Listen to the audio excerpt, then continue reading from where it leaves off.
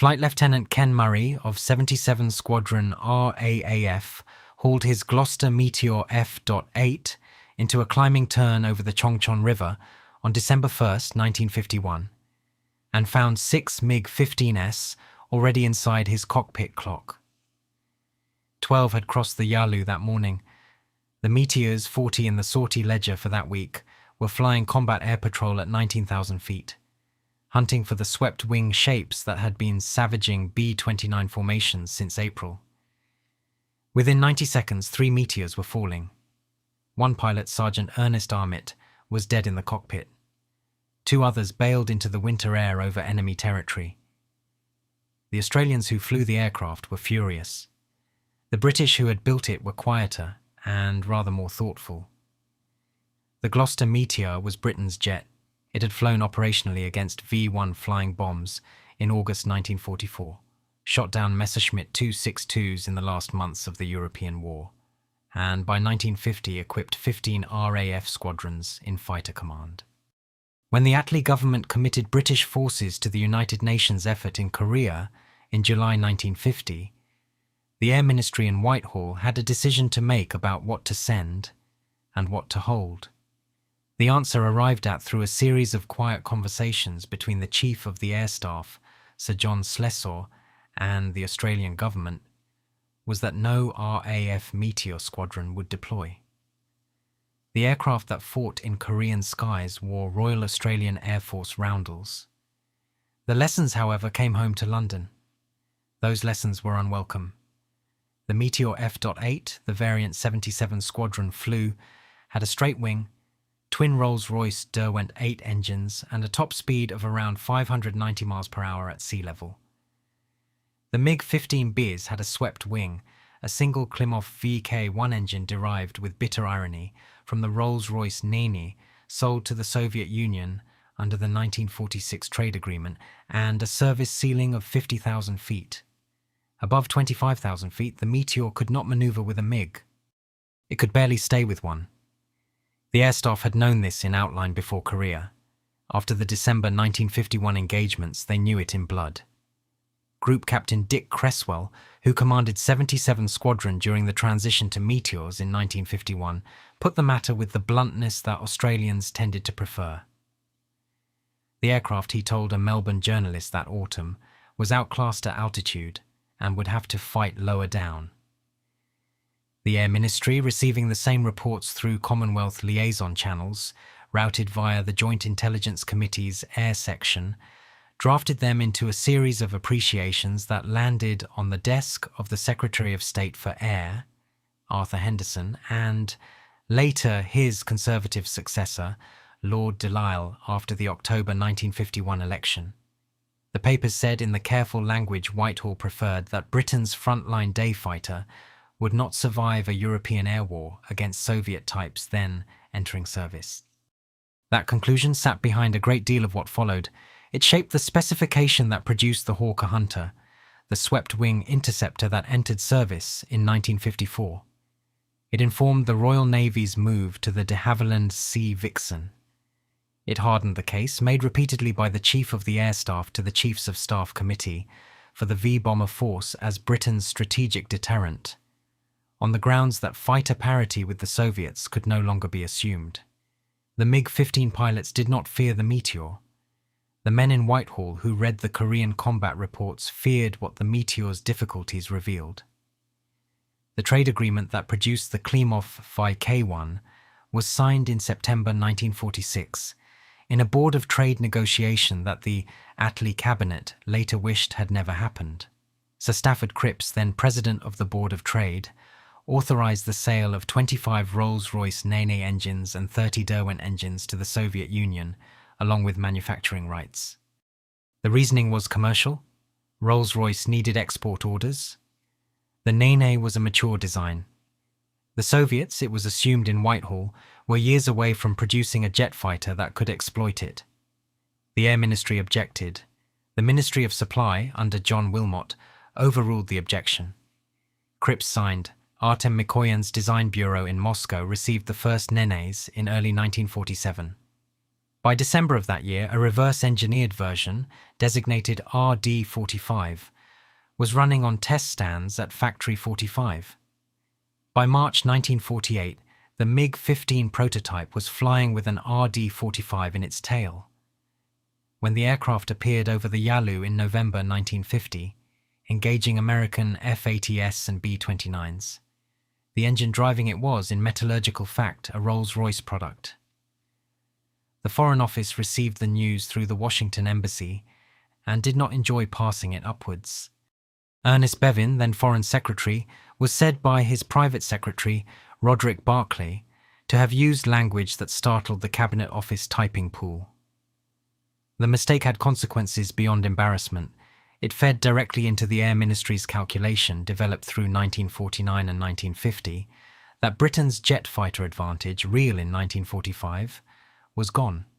The Meteor and the de Havilland Vampire, both straight-winged first-generation designs, were now confronting a Soviet aircraft of the second generation.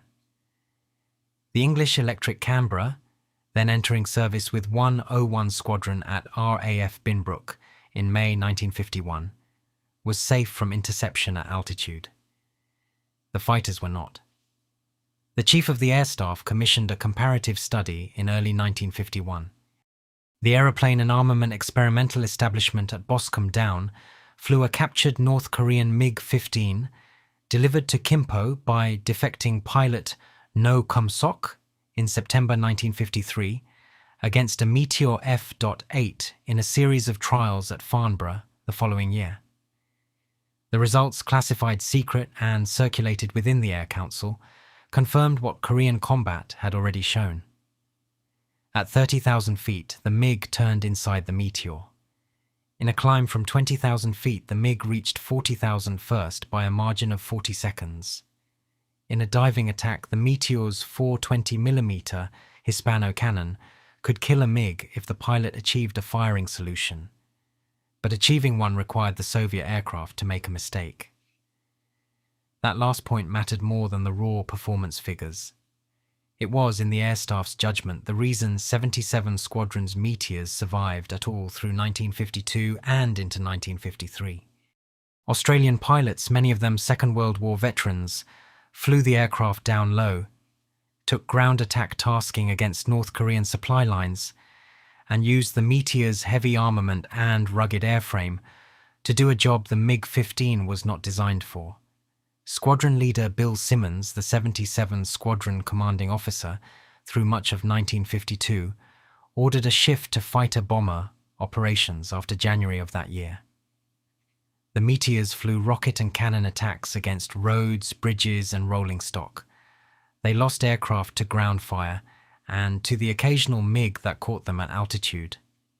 They killed, the Australian official history records, 3 MiGs confirmed. The Air Ministry read those numbers as vindication of a decision, not of the aircraft. The decision was to keep the RAF's Meteors in Germany. 2nd Tactical Air Force, headquartered at Rheindahlen in the British zone of occupied Germany, was where the Meteors would have fought a real war. In 1951, 2 TAF operated 11 Meteor squadrons across airfields at Wunstorf, Fassberg, Gütersloh, and Jever, forming the day fighter component of the RAF's contribution to what would, in 1955, become NATO's Central Region defense. The Chief of the Air Staff's calculation, arrived at in a Chiefs of Staff committee meeting on August 14, 1950, was that Korea was a diversion. The war Britain had to be ready for was the one that would start when Soviet armoured formations crossed the inner German border towards the Rhine. Field Marshal Sir William Slim, Chief of the Imperial General Staff, put the point in a Cabinet Defence Committee paper circulated that autumn. British forces in Germany, he wrote, existed to fight the Third Shock Army, not the Korean People's Army. Committing frontline fighter squadrons to Korea would strip Germany of air defence at a moment when the Joint Intelligence Committee's assessment, JIC 5045, of July 1950, judged Soviet intentions in Europe as opportunistic and potentially aggressive. The paper was signed by Sir William Hayter, then chairing the JIC, and its language on Soviet capabilities was blunt. 22 Soviet divisions in East Germany, another 12 in Poland, and an air component estimated at 4,000 combat aircraft. Against that, the meteors of 2 TAF represented a thin edge. Air Marshal Sir Robert Foster, commanding 2 TAF from 1951, wrote to the Air Ministry in November of that year, requesting the accelerated introduction of the swept-wing Hunter. His letter, held in AIR 8 at Kew, described the Meteor as adequate for policing peacetime European airspace and inadequate for war against the Soviet air forces. Foster wanted, in specific terms, 3 Hunter squadrons operational in Germany by the end of 1953. He got none until 1955. The delay was not the Air Ministry's fault. The Hunter's development, run by Sidney Cam at Hawker Aircraft in Kingston, was proceeding faster than any comparable British programme, but the aircraft would not enter squadron service with 43 Squadron at RAF Nuclear until July 1954. In the intervening period, the Meteors held the line. Foster's pilots, many of them national servicemen doing 18-month tours, trained for a war they were not equipped to win. Their exercises, run against Canberra targets simulating Soviet bomber streams, showed interception rates falling sharply above 35,000 feet. The reports went to Whitehall. The Air Council read them. The Treasury, then dominated by R.A. Butler as Chancellor, resisted every request for accelerated production. Butler's position, defensible in Treasury terms, was that Britain could not simultaneously fight in Korea, maintain a strategic bomber force, develop an atomic weapon, and re-equip Fighter Command. Something had to slip. What slipped was Fighter Command's day fighter re-equipment. The Meteor squadrons in Germany continued flying F-8S into 1954, and in some cases 1955. The pilots knew what they were flying. Their commanding officers knew. The Air Ministry knew. The knowledge was not shared with the public, which continued through most of the period to regard the Meteor as a symbol of British aerospace achievement, which in 1945 it had been. In April 1953, an RAF Meteor F.8 of 245 Squadron at RAF Horsham, St. Faith, intercepted a Soviet Tu-4 bomber, itself a reverse-engineered B-29, that had strayed into the Berlin air corridor. The Meteor pilot, Flight Lieutenant John Waterton, closed to visual identification range and broke away. The intercept, reported through JIC channels, went into the file that would eventually produce a very different aircraft. The file was called Operational Requirement 329, and it produced the English Electric Lightning, which entered service with 74 Squadron at RAF Coltishall in July 1960. Before it did, there was a period of 5 years from 1955 to 1960, during which the Hunter carried the RAF's day fighter burden in Germany, while the Meteor was withdrawn to night fighter and photo reconnaissance roles at home.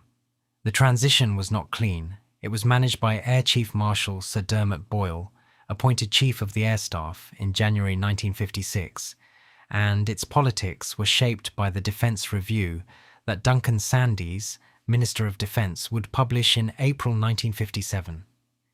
Sandys's White Paper, Command 124 of 1957, argued that manned fighters had a limited future. Missiles would replace them. The Bloodhound surface-to-air missile, then in development at Bristol Aeroplane Company, would defend the V-bomber bases. The Lightning would be the last British interceptor. Sandys cancelled a range of aircraft projects, most famously the Avro 730 supersonic bomber and the Fairey Delta III, and reoriented British air defence around a missile-heavy posture. The Chief of the Air Staff disagreed. The First Sea Lord, Admiral Sir Louis Mountbatten, disagreed. The Chief of the Imperial General Staff, Field Marshal Sir Gerald Templar, disagreed. Sandys prevailed because the Prime Minister, Harold Macmillan, backed him. Macmillan's calculation was budgetary. The Suez Crisis of November 1956 had shown, among other things, that Britain could not afford both a global military posture and a European continental commitment on the pre-1956 scale. Something had to be cut. Sandy's cut manned aircraft. The consequences for the RAF's front line ran through the 1960s and, in some ways, into the 1970s. The Lightning went into service as planned. The follow-on, which should have been a supersonic strike aircraft called TSR-2, was cancelled by the Wilson government in April 1965 on Treasury advice. The cancellation left the RAF's tactical strike role to be filled eventually by the American F-4 Phantom and later the Jaguar and the Tornado. The Meteor by then was long gone. The last RAF operational Meteor sortie was flown in 1961 by a Meteor NF.14 night fighter of the College of Air Warfare at Manby. The type continued in second-line service, towing targets and testing ejection seats into the 1980s. The Martin Baker Company at Charlegrove used two Meteor T-7S as ejection seat test aircraft until 1987.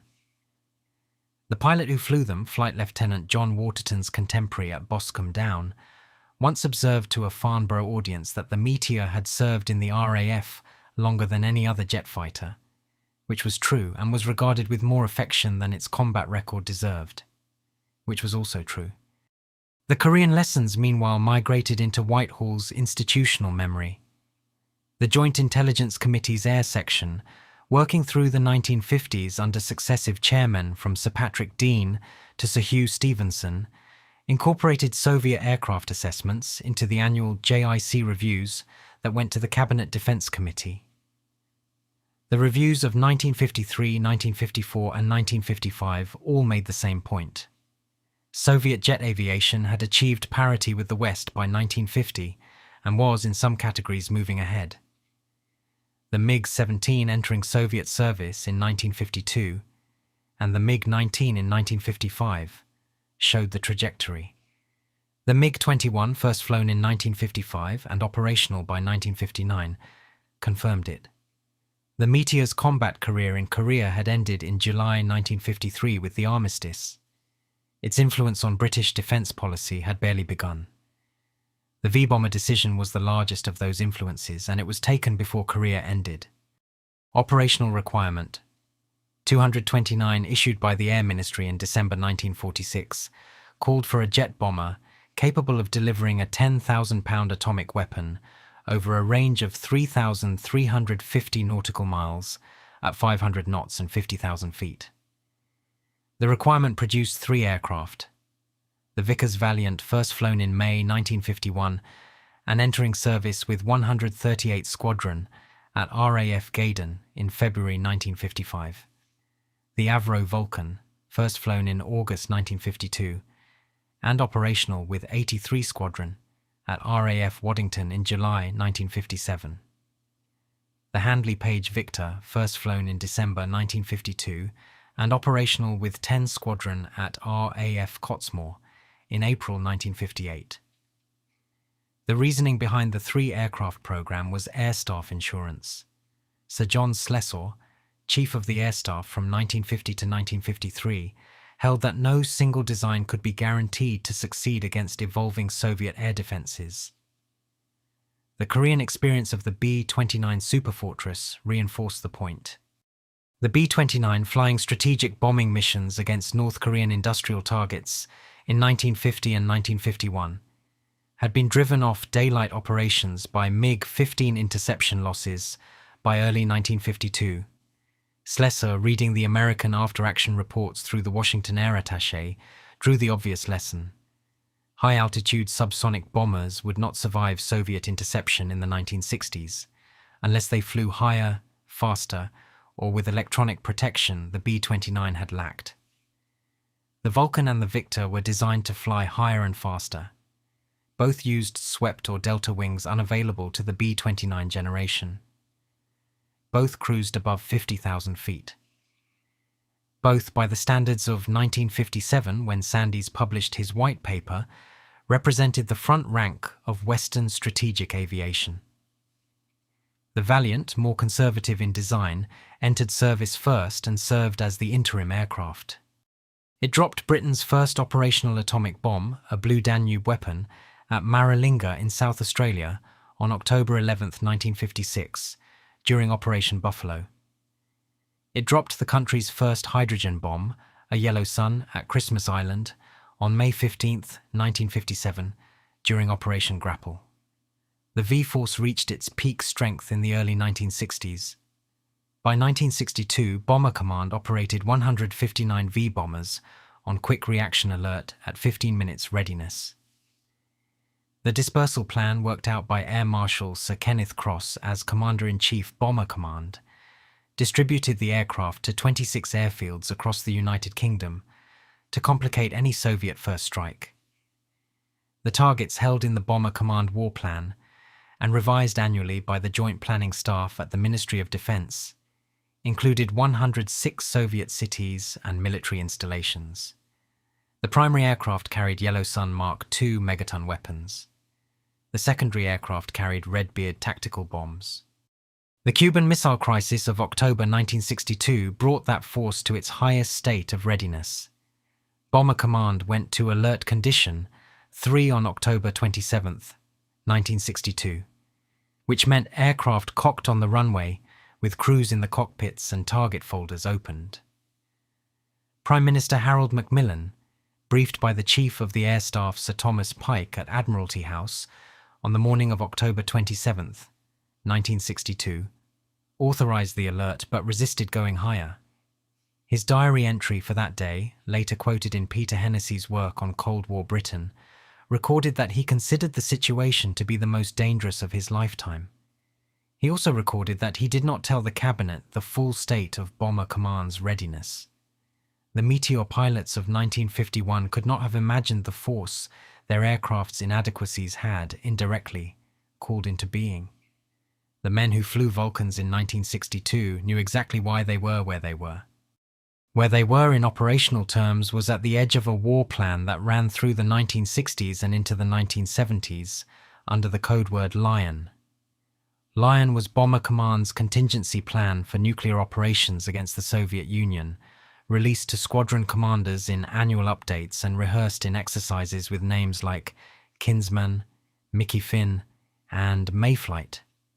The exercises tested dispersal times, generation rates, and route planning. They did not test what would happen if the aircraft actually flew. That, the air staff assumed, would be discovered when it did. The MiG threat, which had begun in Korean skies in 1950, was by the mid-1960s a matter of the MiG-21, and in bomber interception terms the Sukhoi Su-9 and Su-11. The Joint Intelligence Committee's assessment of Soviet air defenses, updated in JYC 6618 of March 1966, judged that a V-bomber attack on Moscow flying at 55,000 feet would face intercept probabilities of approximately 60% before weapon release. The number was not comforting. It was the reason the V-Force switched in 1963 and 1964 from high-level to low-level penetration. The Vulcans and Victors, painted in dark green and grey camouflage after 1964, would fly at 250 feet under Soviet radar to attack their targets. The training for this was conducted over Scotland, Wales and the moors of northern England. Low-level flying at night in a Vulcan was, the pilots said, an acquired taste. Air Marshal Sir Michael Beetham, later Chief of the Air Staff, flew Victors in this period and described the transition in his memoirs as the most demanding operational change of his RAF career. The airframes were not designed for it. The Valiants in particular suffered structural fatigue in their main wing spars from the low-level regime, and the entire Valiant fleet was grounded in January 1965 and withdrawn from service by the summer. The Vulcans and Victors, more robustly built, continued. The deterrent was, in this period, entirely British and entirely delivered by the RAF. That would change in 1969, when the Royal Navy's Polaris submarine force took over the strategic deterrent role. HMS Resolution, first of the 4 Resolution-class submarines built at Vickers-Armstrong in Barrow-in-Furness, went on her first operational patrol from Faslane on June 15, 1968. By the summer of 1969, all 4 boats, Resolution, Repulse, Renown, and Revenge, were in service, and the strategic role passed to the Navy. The Vulcans and Victors were reassigned to theatre nuclear and conventional roles. The decision to buy Polaris had been taken by Macmillan at Nassau in December 1962, in a meeting with President Kennedy that followed the cancellation of the American Skybolt air-launched missile Britain had been counting on to extend the V Force's life. Macmillan's negotiation with Kennedy, conducted over 3 days from December 18 to 21, 1962, secured British access to Polaris missiles on terms that preserved the appearance of an independent deterrent while integrating British forces into NATO nuclear planning. The Foreign Office, then run by Lord Home, considered the outcome the best available. The Ministry of Defence, then run by Peter Thornycroft, agreed. Not everyone did. Dennis Healey, the Labour opposition's defence spokesman and, from October 1964, Secretary of State for Defence in Harold Wilson's government, took office committed to reviewing the Nassau arrangement. He reviewed it and kept it. Britain, he later wrote in his memoirs, could not walk away from Polaris without walking away from the strategic weight the deterrent gave the country in NATO councils and in the United Nations Security Council. The V-bombers, meanwhile, retreated into their new roles, and the men who had flown them into the imagined skies over Moscow began to retire. The retirement was slower than expected. The Vulcan flew its last strategic sortie in 1969, but the aircraft remained in service in a maritime reconnaissance and, from 1973, a conventional bombing role. In April 1982, when Argentina invaded the Falkland Islands, the RAF possessed a small force of Vulcan B-2S at RAF Waddington that were, by any measure, obsolete. The Chief of the Air Staff, Sir Michael Beetham, ordered them to prepare for Operation Black Buck. Beetham had flown Victors in the low-level period. He knew the airframes. He also knew that the political requirement to hit the runway at Port Stanley and demonstrate British reach was not going to be met by any other aircraft in the inventory. The Black Buck missions, flown by Vulcans of 44, 50 and 101 squadrons, refueled by Victor tankers of 55 and 57 squadrons, launched from Wide Awake Airfield on Ascension Island, beginning on 30th of April 1982. The distance from Ascension to Port Stanley was 3,890 nautical miles one way. The refueling plan, designed by squadron leader John Elliott of 55 Squadron, required 11 Victor tankers to get 1 Vulcan to the target and back. The first mission, Black Buck 1, was flown by Flight Lieutenant Martin Withers of 101 Squadron on April 30th and May 1st, 1982. Withers' Vulcan XM607 dropped 21 1,000-pound bombs across the Stanley runway from 10,000 feet. 1 bomb hit the runway. The military effect of that single bomb was limited. Argentine engineers repaired the crater within days. The political and strategic effect was substantial. The Vulcan raid demonstrated that RAF strategic aviation could reach the South Atlantic, which meant by implication that it could reach any point in the Argentine mainland. Argentine air defense assets, including the country's Mirage 3 interceptors, were withdrawn from the southern front to defend Buenos Aires and other urban targets. The Argentine air effort over the Falklands Islands themselves and against the British task force was accordingly diminished. The Meteor connection, 40 years removed from Korean skies, was tenuous but real. The airframe that flew Black Buck 1 XM607 had been designed under the shadow of the air staff calculations of the early 1950s that had begun with 77 Squadron RAAF's difficulties over the Yalu. The RAF that operated it in 1982 was the RAF whose institutional caution about jet fighter parity, learned in Korea and reinforced through the 1950s, had produced first the Hunter, then the Lightning, and eventually the Phantom and the Harrier that fought the air battle over the Falklands from May to June 1982. The Harrier is the aircraft that most people in Britain and elsewhere remember from the Falklands Campaign. Sea Harriers of 800 and 801 naval air squadrons, flying from HMS Hermes and HMS Invincible, shot down 21 Argentine aircraft in air-to-air combat, for no combat losses in air combat.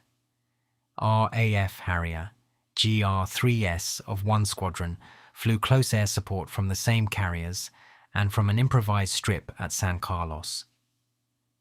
The Harriers won the air battle that made the ground battle possible.